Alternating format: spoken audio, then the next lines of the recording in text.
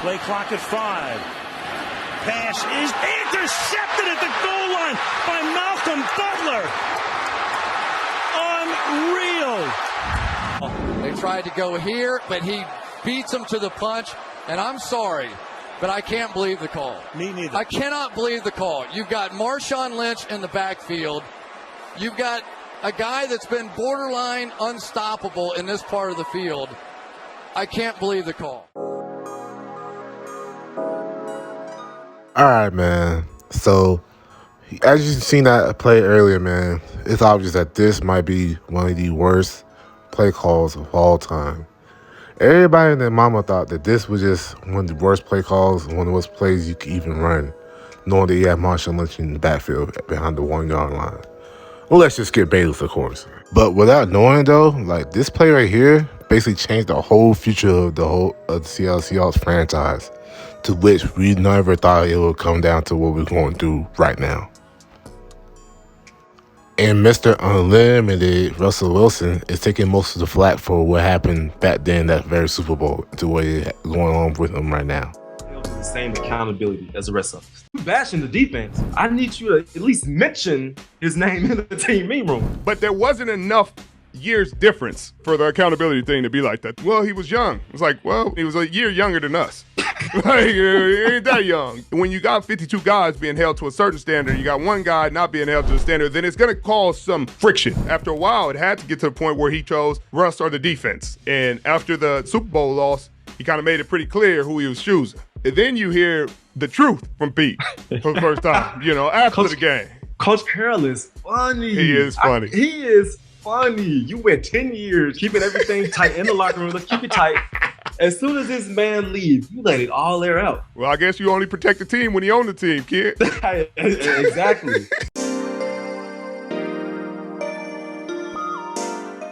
Now, we all know that Pete Carroll and the Seattle Seahawks front office chose Russell Wilson over the Legion of Boom because, let's be honest, you'd rather have a franchise QB than have a top 10 all-time defense, because most of those defenses only last for maybe, if you're lucky, a good 5 years before most of the defense start declining and you have to rely on your QB to actually be good. And naturally, which to no surprise, it caused attention because it basically shows that Pete Carroll was showing favoritism over the defense, over what the defense actually wanted him to do. And I would say I could empathize with him, but at the same time, though, you gotta understand that they're gonna choose the QB every time, because QB is the ones that are gonna help you win games and at least make your franchise at least stable for the better part of a decade. If any franchise like to have a franchise player, so yeah, I can understand why most of Legion Boom would be upset at Pete Carroll or even the front office, but also gotta understand that it's a business side to this thing, and you can't really get mad at the business. Well, you can, but you can't really do nothing about it if the business chooses QB over you. Now, obviously, when time passed by, Russell Wilson became arguably a top 5 QB in the league, one of the best deep ball passers in the league, and for sure just one of the clutchest QBs in the league too, especially around the 2018 and 2021 time, because he was just really good. Shoot, in 2020 was when they actually gave him the marker of let Russ cook, because especially around the first half of the season, he was just getting touchdowns after touchdowns after touchdowns. But the second half of the season, he wasn't doing that good because he was getting turnovers a lot more. But then switched to Pete Carroll and started using the running game a lot more, to which they stopped letting Russ cook a lot less. So to which they actually started getting tension between them two, because Russell Wilson wanted to pass the ball more, but Pete Carroll wanted to run the ball a lot more, because they had their philosophies of what they want to do and how the offense should run, obviously. And of course, they'll try to deny the tension, saying that they're all good and buddy, all type of stuff like that. All the cliches that they'll say the right thing, but it comes to their head though when during the off season, Russell Wilson would put out a tweet saying, his agent put out a tweet saying that he would like to stay in Seattle, but if he were to get traded, he want to get traded to these select teams right here. So just so that just throw it out and stuff like that. But mind you, Russell Wilson didn't request a trade, but we knew the writing was on the wall that probably another year there, and he might actually be gone from Seattle for good. To which, at the time, we all thought Russell Wilson was going to retire as a Seahawk. But in 2021, which will be Russell Wilson's last season as a Seahawk, he ended up getting missing games for the first time in his career. But it also seemed like that, like, he wasn't, like, giving his best effort, which people are assuming that, but, like, I honestly believe that, like, he did give his best effort, but, like, his time in Seattle was coming in for sure, and he was probably getting tired of Pete Carroll, to which, if he did give up, that's on him. He definitely should be condemned for that, but I'm gonna just hold my breath and say, like, he didn't like just quit on the team, because I truly believe that Russell Wilson didn't quit on his team, not like that. Broncos country, let's ride. Broncos country, let's ride. Broncos country, let's ride.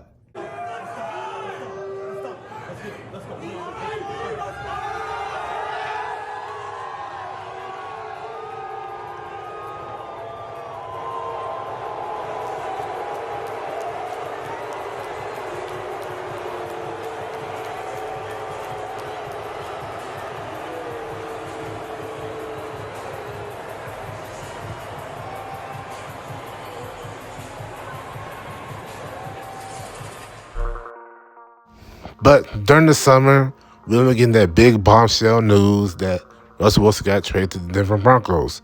And everybody thought that, finally the Denver Broncos have a QB. They finally have someone that they can rely on offense, so that way the defense don't have to carry them that they have been doing for the past few years now. And they end up getting a new head coach, to which is offensive-centric, which is Daniel Hackett. So everybody thought it was going to be good times in the Broncos country. Well, it hasn't been good at all, because for the most part this season, Russell Wilson hasn't been playing good at all. The offense is just atrocious. Daniel Hackett just don't know what he's doing. He's coaching at all, like he's never been a coach before. And just been horrible, to where, like, Russell Wilson is getting a lot of flack for what he's been playing this year. And deservedly so, because we hold him to a high standard of him being that 9-time Pro Bowler, MVP caliber type of player. And we know, like, he should play better.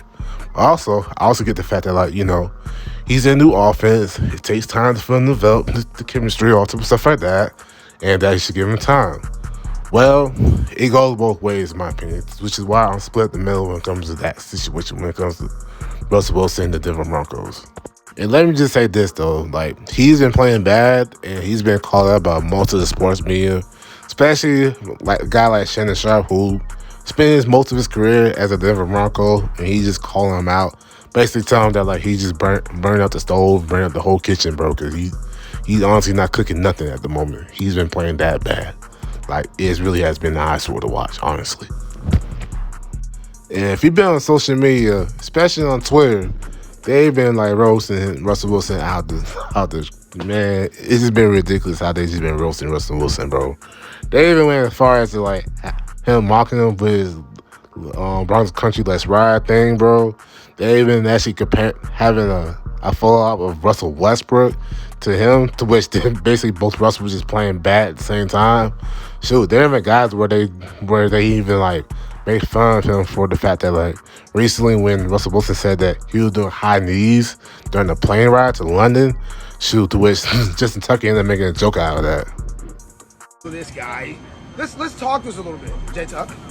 I mean, what do you want to know? What are we doing on the plane ride back home? I heard Lamar's leading us in high knees. Ravens flock, let's fly. Unlimited. But we gotta play him. We respect him. Yes. We like him. Shoot, there's even this bit of news where freaking Marshawn Lynch was on a podcast with Richard Sherman, which is called the Richard Sherman Podcast. You should check it out. It's really, really great. But Marshawn Lynch ended up mentioning the fact that, like, he tried to get in contact with Russell Wilson, but, like, he even said that, like, he had to go through his manager just to even talk to Russell Wilson, because it's for certain reason. But, like, even the fact that's crazy to me, because, like, he was a former teammate and he had to go through his own manager or something like that just to talk to him. It's just crazy to me. Just crazy thing you even think of, honestly, since that they are teammates for so long, honestly. But what you think of your boy game, though, right now? Because he on a struggle bus. Man, I want to reach out to dog, bro, because Then reach out to it.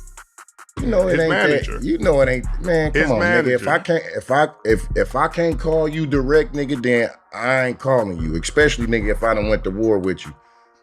Now, Marshawn Lynch did say that after he made those comments that like he wanted to check on him to make sure he's good and stuff like that because, you know, he's just he going through the rough patch and going to new team stuff like that. Which I appreciate Marshawn Lynch for even saying that to clear the air because he don't. But like, you know, it's a bad look though for Russell Wilson given the fact that like he was your teammate for so long and now he has to go through your managers to talk to you like.